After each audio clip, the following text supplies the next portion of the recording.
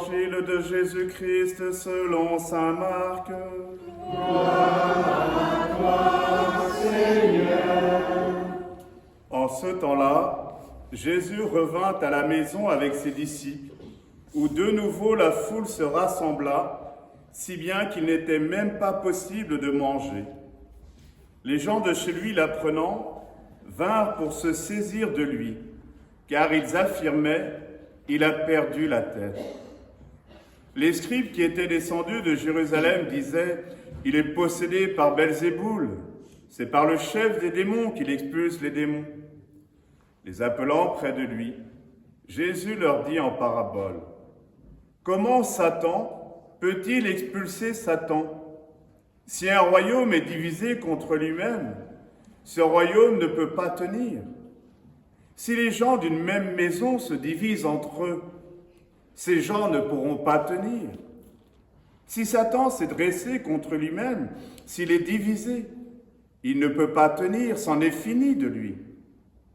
Mais personne ne peut entrer dans la maison d'un homme fort et piller ses biens s'il ne l'a d'abord ligoté. Alors seulement, il pillera sa maison.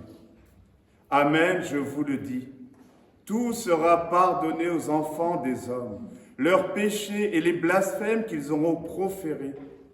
Mais si quelqu'un blasphème contre l'Esprit Saint, il n'aura jamais le pardon. Il est coupable d'un péché pour toujours. Jésus parla ainsi parce qu'ils avaient dit « Il est possédé par un esprit impur ». Alors arrivèrent sa mère et ses frères. Restant au dehors, ils le font appeler. Une foule était assise autour de lui et on lui dit « Voici que ta mère et tes frères sont là dehors. Ils te cherchent. » Mais il leur répond « Qui est ma mère ? Qui sont mes frères ?» Et parcourant du regard ceux qui étaient assis en cercle autour de lui, il dit « Voici ma mère et mes frères. Celui qui fait la volonté de Dieu, celui-là est pour moi un frère, une sœur, une mère. »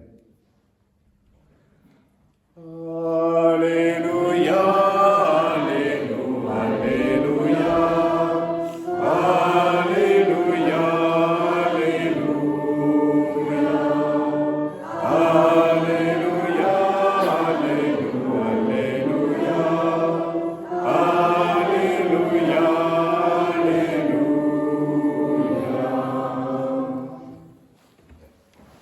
Les textes de l'Écriture aujourd'hui nous invitent à réfléchir autour de la volonté de Dieu. Quelle est la volonté de Dieu pour chacun et chacune d'entre nous? C'est une question que nous pouvons souvent nous poser, suivant les événements de notre vie, et puis en fonction aussi de notre volonté propre. Il y a souvent des fois un combat entre ma volonté et la volonté de Dieu, alors que ces deux volontés doivent se rejoindre pour précisément déployer en nous la véritable liberté. Jésus nous dit dans cet évangile, en s'adressant à la foule qui l'entoure et qui lui disent « Ta mère, tes frères, tes sœurs te cherchent. » Et il leur dit « Qui sont ma mère, qui sont mes frères ?» Tous ceux qui font la volonté de Dieu. Si nous voulons véritablement être amis, frères, mères, sœurs de Jésus, il faut effectivement faire sa volonté ou vouloir faire sa volonté. Mais pour cela, il faut lui demander, puisque ce n'est pas simple de discerner effectivement, véritablement, quelles sont les attentes de Dieu pour moi, pour le monde, pour notre Église. La première lecture que nous avons entendue, tirée du livre de la Genèse, nous connaissons bien ce passage où M. Adam, après avoir mangé la pomme que Madame Ève lui avait tendue sur les paroles du serpent, Adam, effectivement, se cache, comme nous pouvons aussi des fois nous cacher en ayant peur de Dieu, en ayant peur justement de se présenter simplement devant Dieu tels que nous sommes, en vérité, dans la plus grande nudité. Adam se cache et pourtant Dieu, effectivement, continue de l'appeler, comme il continue de nous appeler, pour justement que nous puissions répondre à ses appels et faire sa volonté. Où es-tu donc? Où es-tu donc? Et Adam qui répond, j'ai entendu ta voix, mais j'ai pris peur, parce que je suis nu, je me suis caché. Oui, Dieu appelle Adam comme il nous appelle, à venir à la lumière, à venir à la vérité, à ne pas avoir peur de la réalité de nos vies et aussi de la réalité du péché dans nos vies. Il est venu justement non pas pour nous accuser, mais pour nous aider à dissiper tout ce qu'il y a dissipé en nous. J'ai eu peur de la vérité, dit Adam, de ma nudité, et je me suis caché. Il en va de même pour nous lorsque nous ne venons pas à la confession. Oui, vous m'entendez souvent, effectivement, revenir sur ce sujet, mais parce que, effectivement, je ne peux me taire. Nous l'avons entendu dans le psaume. Si tu retiens les fautes, Seigneur, Seigneur, qui subsistera? Mais près de toi se trouve le pardon pour que l'homme te craigne. Pas pour avoir peur, mais pour prendre ta parole au sérieux, Seigneur. Et enfin, la mettre en pratique. Oui, ne nous éloignons pas de la miséricorde de Dieu. Il est venu nous sauver et nous racheter de toutes nos fautes, si nous acceptons de les lui remettre, pas simplement les nôtres, mais celles de notre monde, celles qui affligent justement notre humanité. Lorsque nous entendons les actualités dans ce monde, il y a de quoi réagir. Nous allons et nous devons aller voter. Mais effectivement, nous devons aussi servir Dieu en premier. Nous avons eu cette semaine ce passage de l'Écriture où les pharisiens, une fois de plus, tendent un piège à Jésus en disant « Est-il permis de payer l'impôt à César ?» Et Jésus leur dit « De qui est l'effigie? À César. Ben, rendez à César ce qui est à César, mais à Dieu ce qui est à Dieu. » C'est-à-dire vos vies. Seigneur, tu n'as demandé ni holocauste, ni offrande, ni sacrifice. Alors j'ai dit, me voici, je viens. Je viens pour tous ceux qui ne viendront jamais. Je viens offrir mes oreilles, je viens offrir mon cœur. Je viens offrir mon espérance pour ce monde. Oui, alors que Dieu veut juste ramener Adam vers la lumière, Adam, lui, accuse Ève.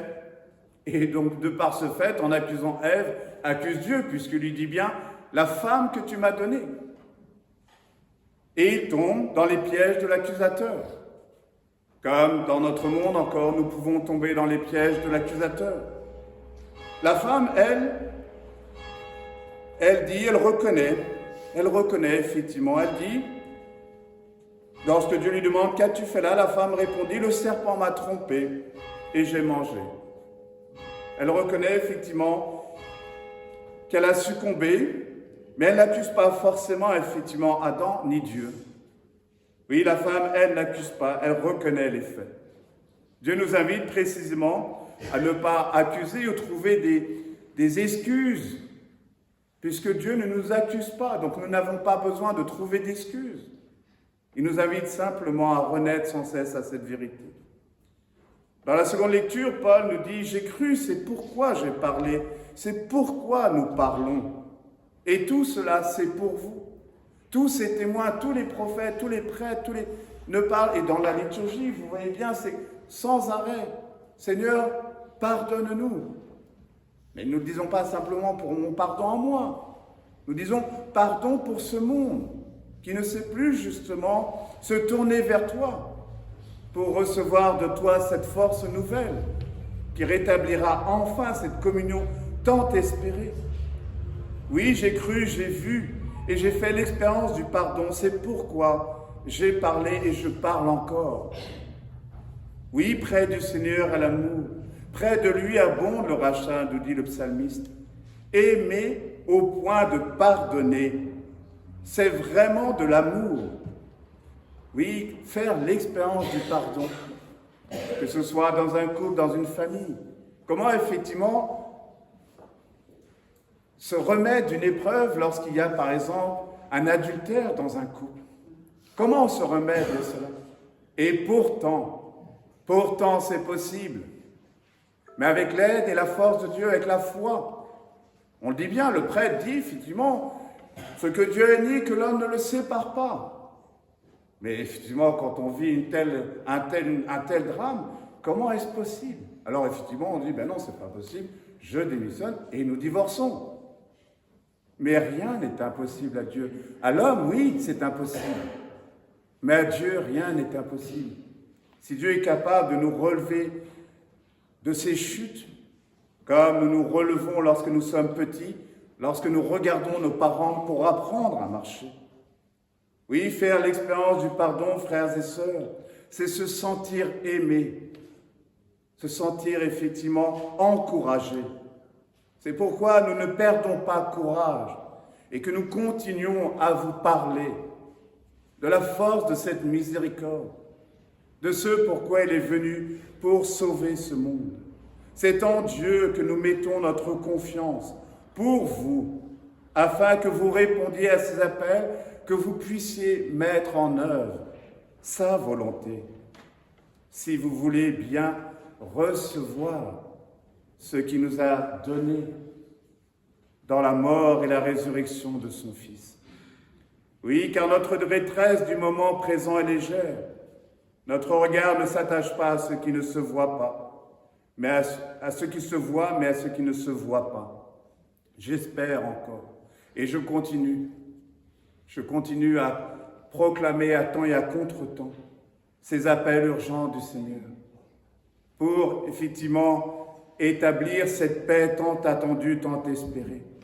Notre détresse, notre tristesse est légère parce que nous ne nous taisons pas. Nous témoignons jusqu'à ce que vous entendiez, jusqu'à ce que le monde entende ces appels urgents de Dieu. Si un royaume est divisé contre lui-même, dit le Seigneur, ce royaume ne peut pas tenir. Si les gens d'une même maison se divisent entre eux, ces gens ne pourront pas tenir. Nous faisons tous l'expérience des divisions. Plus tard qu'au début de cette messe, je demandais à ma sœur Odile pardon. Parce que, c'est pas parce que je suis prêtre que, voilà, vous voyez bien, il n'y a pas de rôle au-dessus de la tête. J'y vais au moins 3 fois, 4 fois, des fois, dans un mois, à la confession. C'est pas que je pêche autant, mais des petites blessures, des petites choses. Et quand c'est une petite blessure, si vous ne la soignez pas, ça s'empire, ça s'aggrave. Et ça sent mauvais. Alors, effectivement, n'ayons pas peur d'offrir notre petite blessure. Oui, comment lutter contre les divisions dans le monde si nous ne luttons pas d'abord contre les divisions dans l'Église, dans nos familles autour de nous? Qui est ma mère? Qui sont mes frères? Ceux qui font la volonté de Dieu, mon Père, pour la guérison et pour la paix du monde. Jésus place au même niveau que sa mère et ses frères tous ceux qui font la volonté de son Père. Voulons-nous être de cela? Amen.